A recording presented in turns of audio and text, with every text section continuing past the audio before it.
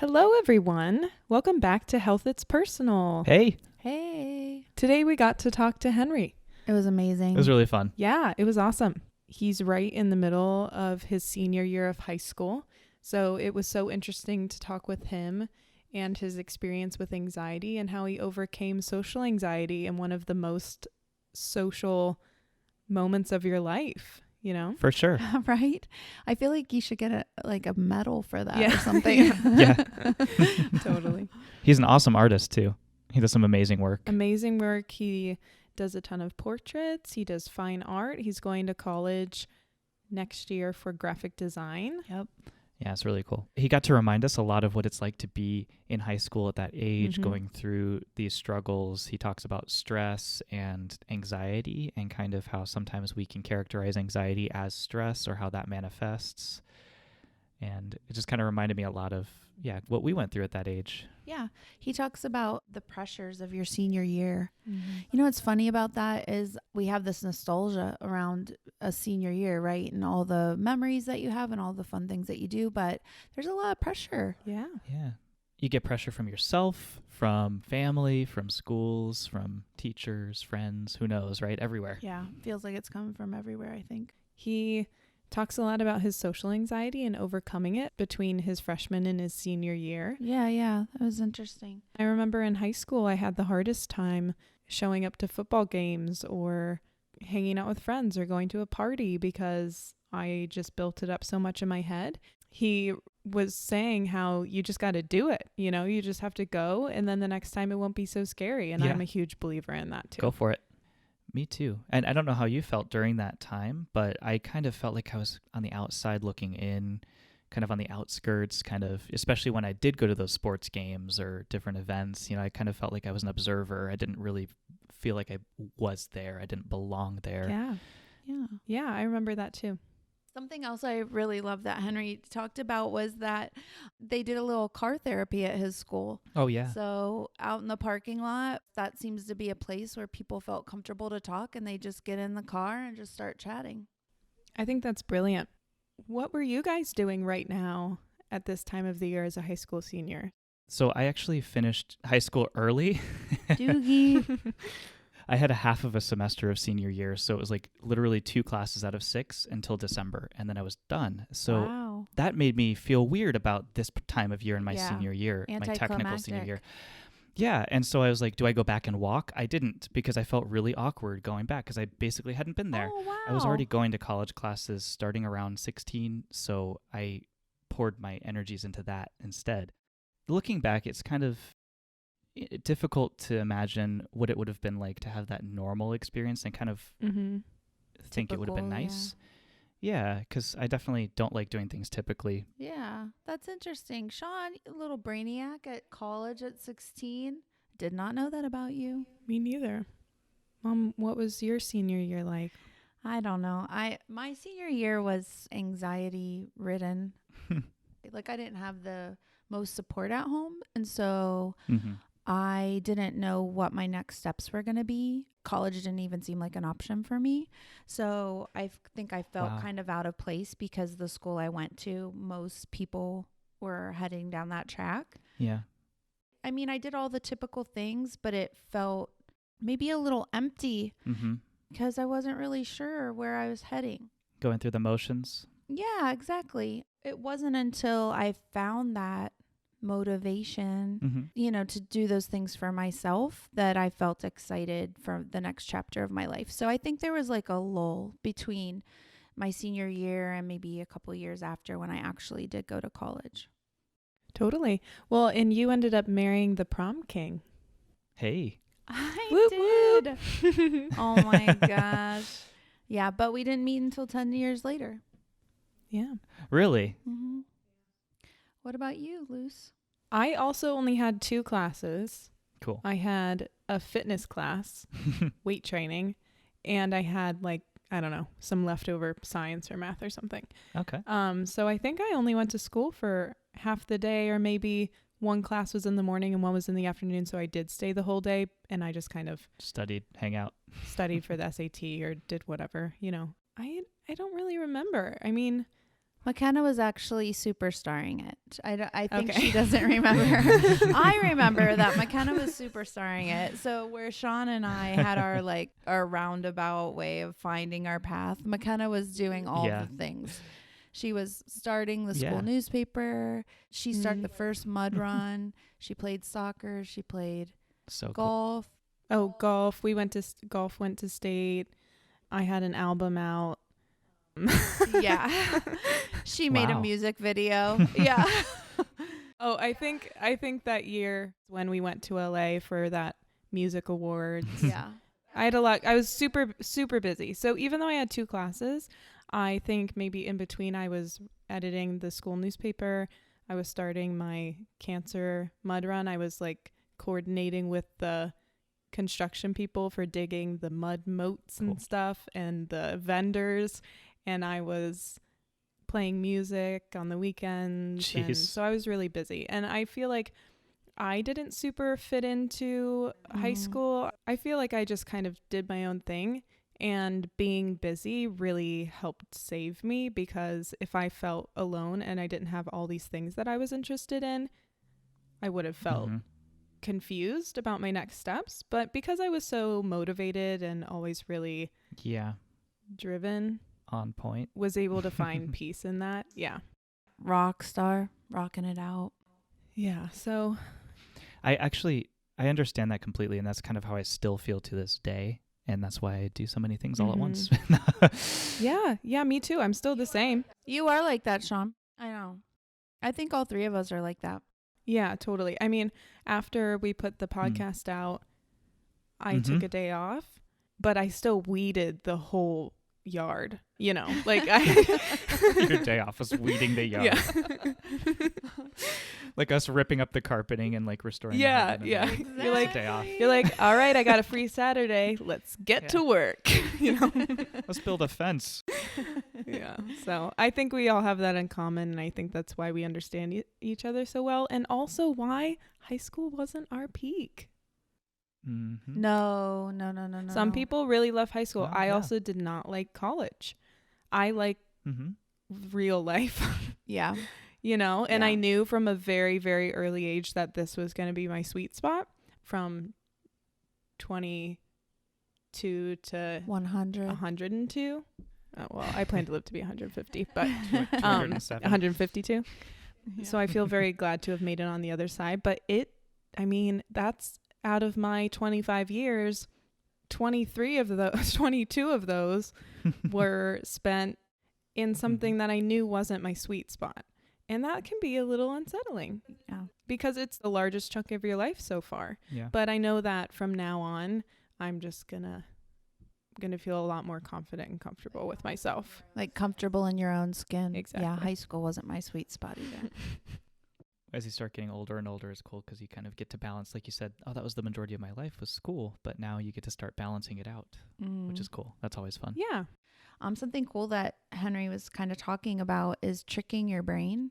And Kelsey brought that up in her episode. And I thought that was an interesting point. Sometimes whenever you're not feeling how you think you should feel or how you wish you were feeling, it's kind of nice to trick your brain into thinking that it's feeling okay. Mm-hmm. And Kelsey brought that up when she was talking about if I'm not having a good day, you can put on Beyonce and trick yourself. And Henry was talking about how, he would go to things and even though he felt a little awkward, he would trick himself into remembering that it was actually fun and he should be actually having fun. That's a good point. Yeah. I do that every day.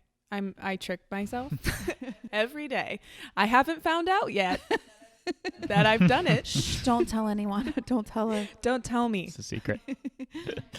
I try not to say anything negative. I mean, I have my moments, but I try not to say anything negative that's going to like come into fruition. So if I wake up in the morning and I'm like, oh, it is so dreary.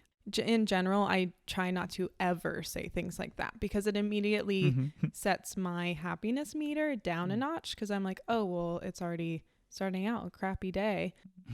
And then I just keep doing it. But if I don't say those things out loud, I'm like, oh, actually, this is totally fine. Yeah, then your happiness meter is like bing, bing, bing, bing, bing. Yeah. Yeah. It's like, actually, I like overcast days. I don't like an overcast Yeah. day. And Sean's like, I love them. Yeah. I don't like it. I love it. I love I don't mean it. I nice it. It's 30 Rock. It's Oh. from 30 Rock. Who said that? Kenneth. Kenneth. That's so Oh, Kenneth yeah. says it. I don't mean it. I nice it.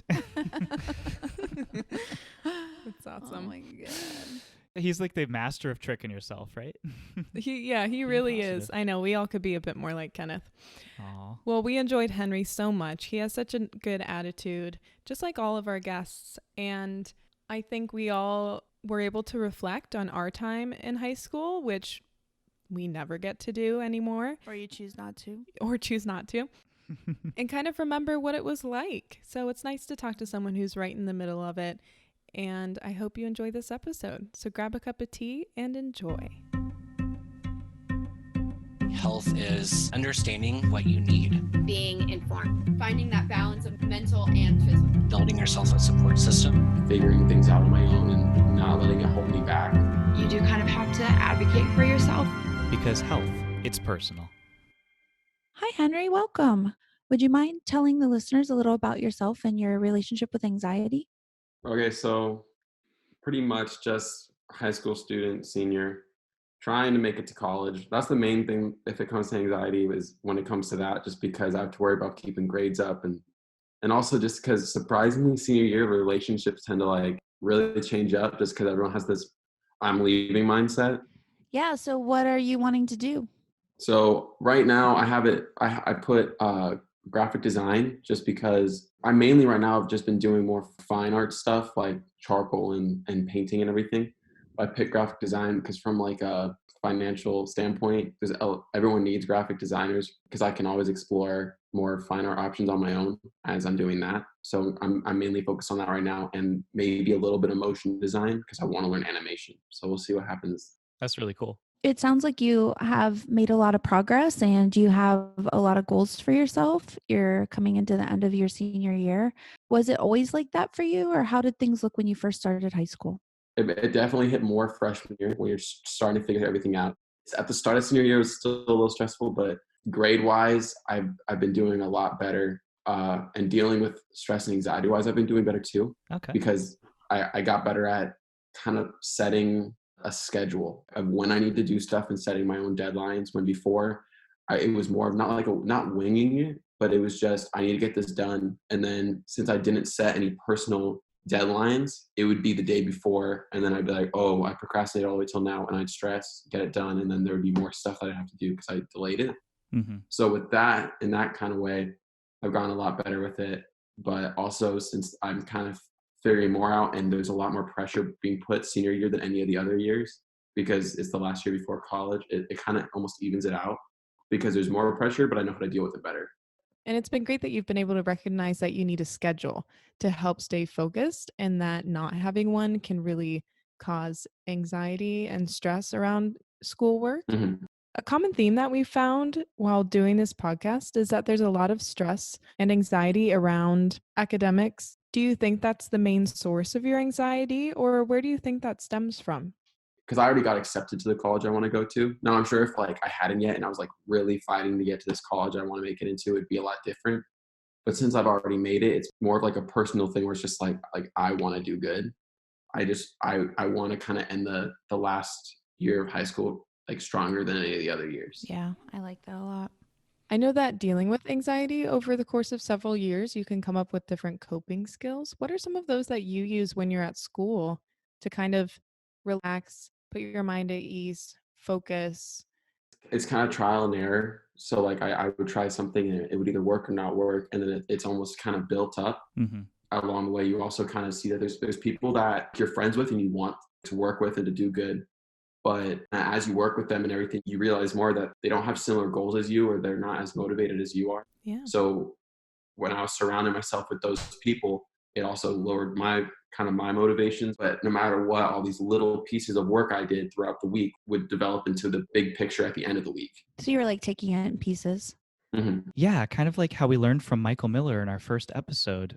He's a student success coach, and he kind of talked about how we can zoom in and zoom out. So maybe focusing on tasks one step at a time instead of getting overwhelmed by the big picture can be really helpful. Has school always come naturally for you? Some subjects came a lot easier than others, but another thing that helped is I used to be so like scared to ask the teacher all the time because I didn't want them to be like, oh, this kid's coming up and talking to me, like asking me all the time questions and everything. But then I was like, okay, that's their job, so like I probably should go up and ask. So then even if I don't get it, I'll ask them after and stay after class for more like one-on-one, because when they teach a lesson, it's meant for everyone, but it's only going to hit a certain amount of people. But there's still people that the way they're teaching isn't going to be personally for them, and so it wasn't for me. So it never came easy, but I make it easier by the way I kind of go about it. Do you find that you procrastinate more for those subjects because they're tougher for you, or do you kind of procrastinate all across the board? Because I personally have kind of gone through both myself. It also depends, and it could be a subject I love, but for me, it's mainly not if I'm not interested, but if I'm not as engaged with it, or even when it comes to art, if I have like a painting or something I want to do, and I'm genuinely interested in what it is, I don't mind putting in the effort. It's happening now where I have commissions I have to do, but I've been doing so many portraits that I kind of fell out of it and I don't like it anymore. So I've constantly nonstop been procrastinating doing it Yeah. because I have to put in the hours and I'm not motivated to put in that amount of time into something I'm not truly like engaged in and motivated to do. That definitely makes a lot of sense. Have you ever had a case where it's been something that you absolutely love to do, this still kind of hits you and you still have to, feel like you have to procrastinate during that moment because of maybe other factors? At least for me, I've learned that it's a lot harder for me to start it than it is to finish it. So I'll procrastinate the starting, but once I like see like, okay, this is getting somewhere, I can sit down for hours without procrastination and just go because I can like see the end goal. I think that we definitely understand that, especially as teachers. We have students, we tell them all the time, just getting started is the hardest part. If you could just get going, then it gets a lot easier from there. I was gifted a book called How to Win at College. And one of the tips in that book that I found so valuable, they were saying, if you get assigned an assignment, start it that day. Just start it a little bit because then you're more likely to come back to it in a week or in a few days and finish it up instead of letting the whole 2 weeks go by and then doing it all at the last second. Because those first moments when you're trying to start a project can be really intimidating. So going home right away and just starting it right off the bat, I thought was great advice. So I'm glad that you found success doing that too. Henry, is your art therapeutic or how did that get started and what do you love so much about it? If I'm stressed, I often doodle. So all my school notebooks look absolutely terrible. Or amazing. Yeah. I don't know how it just kind of like eases the stress and everything. It's almost kind of like an escape. Because since I enjoy it so much, I'm so engaged and focused on it that I'm not thinking about anything else. It's also a good stress reliever because for me, I can incorporate stress or how I'm feeling into the piece I'm painting or drawing, like a artistic expression in a way. That's great. Do you feel like you have a lot of support in having that time to just draw all of it out and just to get in that zone at school, at home, elsewhere, to just find that time to draw and just get through it? Yeah, definitely. I always have just because like I worked on this big Santa Claus drawing a while back and it was like around like 16 hours and I think I did like 13 hours worth of it straight because I just got so into it. Wow. But through that entire course of the time, no one surprisingly kind of worried, but no one walked in my room. No one like No one checked on you? Is he okay? That's such a great point, Henry, because as a parent, I really struggle with knowing when to push or give guidance or know when just to leave my teen alone so he can figure things out for himself and find out the things that he likes and work on the things that matter to him. And so it's nice to hear that you had that space to do that. And it's a nice reminder for me as well. So you mentioned that your anxiety and stress started your freshman year. How does that show itself for you? academic wise, my anxiety and stress sort of started coming near that first report card at the end of that first semester because then it really hit me like, all right, this is permanent. So I got to really up my game here last year. But ever since I was a kid, I've had tons of social anxiety. Like I wouldn't want to go anywhere. I had never even been to like a school event or basketball game till this year. Like, I've always kind of been in the mindset where like if you have good people, then you can relieve that. The social anxiety aspect played a bigger role until I kind of found the people that were that support system. Yeah, that sounds super familiar. I had really bad social anxiety when I was in high school and college, and sometimes now even. And I remember I would try to go to an event, and before the event, I would have so much anxiety and then about going. And then once I got there, I would be in the crowd or in the group and I would be kind of jumping out of my skin like I didn't want to be there. And I remember something that my mom always told me was you can leave whenever you want, or there's going to be another party or whatever it is, but at least go and try. So then I was forced to go there and see that it wasn't as scary as I built it up in my head. And knowing that I could leave anytime I felt uncomfortable really put my mind at ease. What does that social anxiety feel like for you? So like every single time, even if they're friends I've known for years, every time I go to hang out with friends, my mind normally goes to like, oh, what if I can't hold a conversation? And then when I go, it's never like that.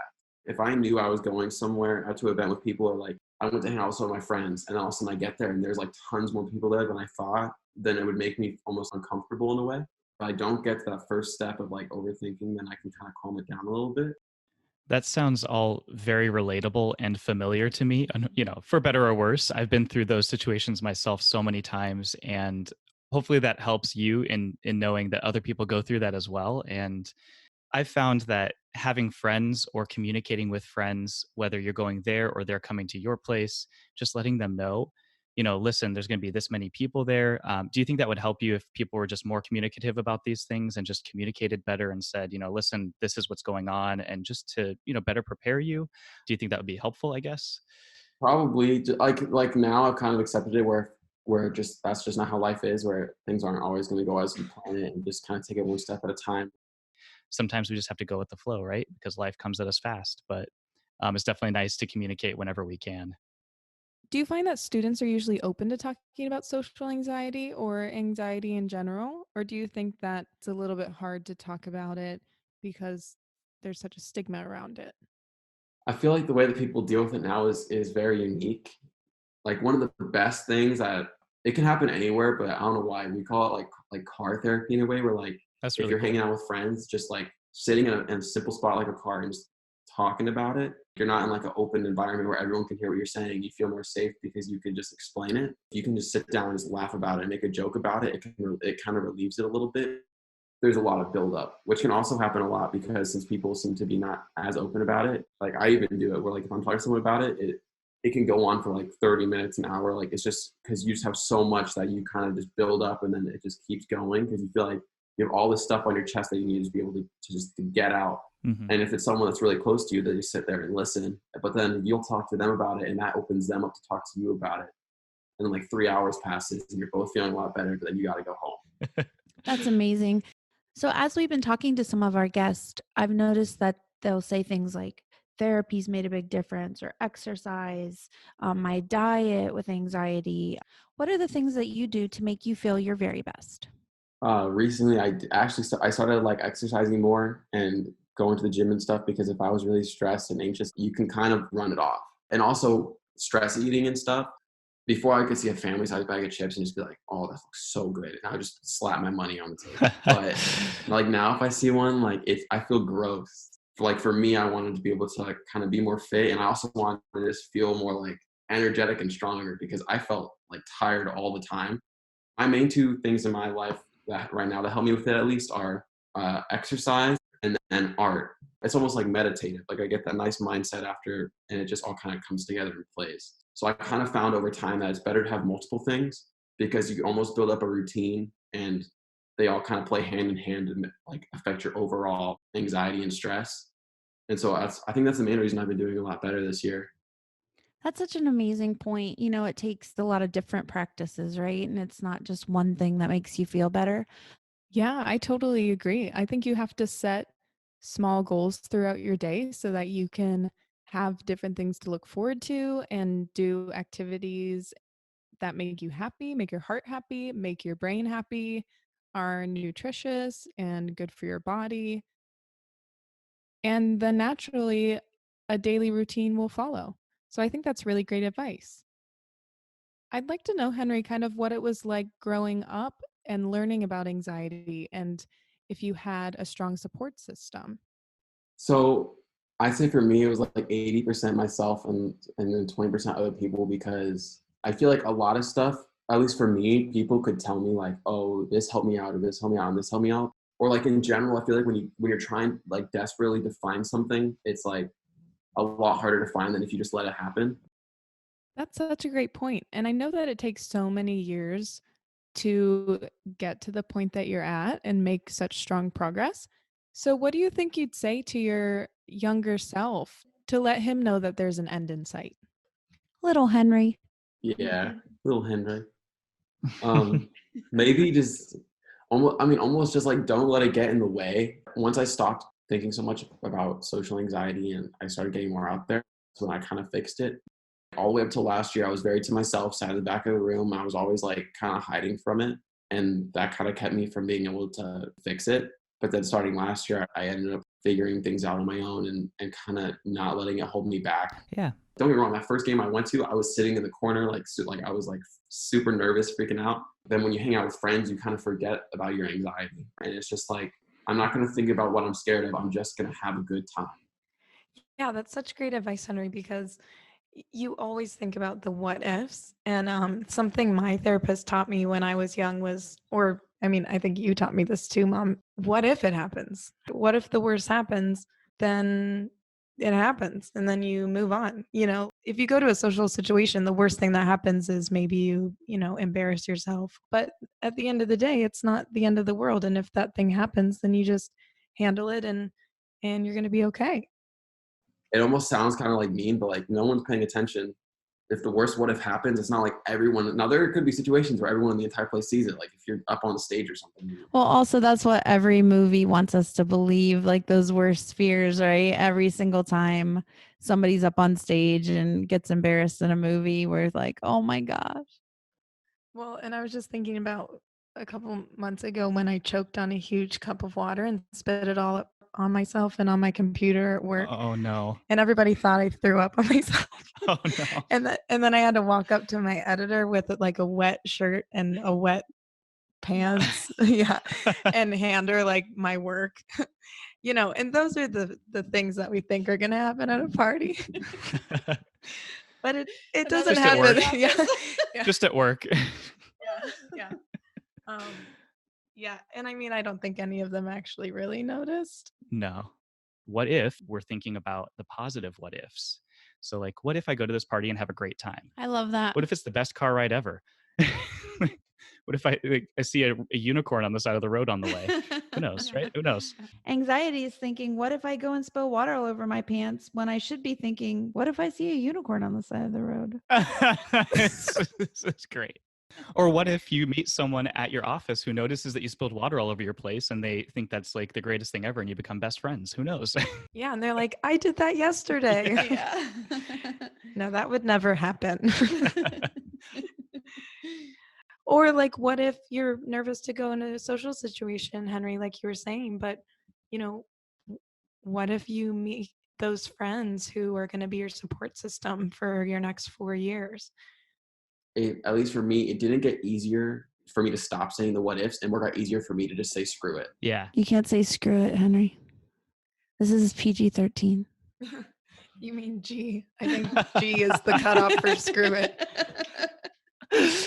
I like it though. No, I like it. Screw it. Just go for it. Yeah. No. Henry's encouraging us. Yes. Oh my gosh, I love it so much.